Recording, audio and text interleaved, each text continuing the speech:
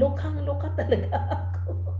Tapos parang wala ng dignidad 'no, walang dignity ang ano ngayon, ang mga nagsisilbi sa bayan. Parang nakakalimutan nila na ibinoto sila ng tao. Hindi yan magic na pamana ng magulang na nandun ka dahil pinamanahan ka ng magulang na maging ganito ka.